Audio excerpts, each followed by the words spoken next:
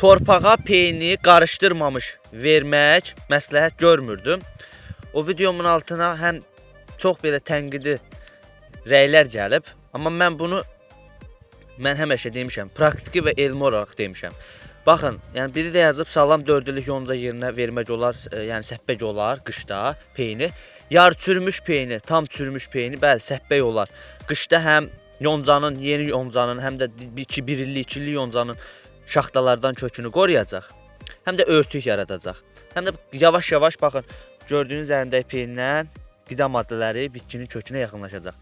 Amma bu peynin parçalanmağını istəyirsinizsə, tam bitkini mənimsəyə biləcək hala gəlməyini istəyirsinizsə, mütləq torpağa qarışdırılmalıdır. Baxın, bu torpağa qarışmasa, bu hal torpağa qarışıb üstə qalmaq sadəcə dediyim kimi, ancaq yavaş-yavaş soğurula bilər qida maddələri, o da çox zəif.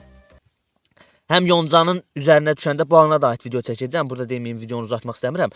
Yəni, qida maddələri, məsələn, azot burada amoniyak çox uçur, torpağa qarışdırılanda amoniyak uçmağı, yəni uçmağı az olur.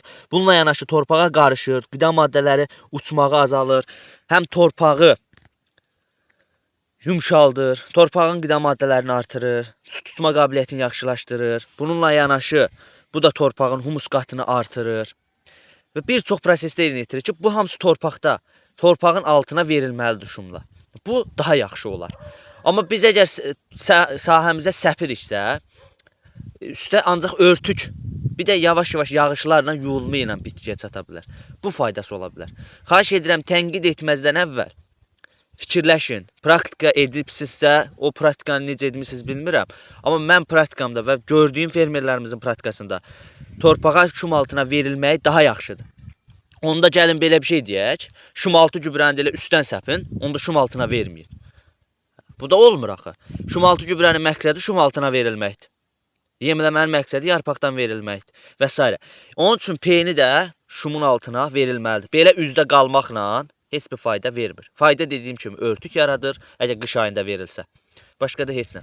Bir də yağışlarla yuyulma. Sağ olun, var olun.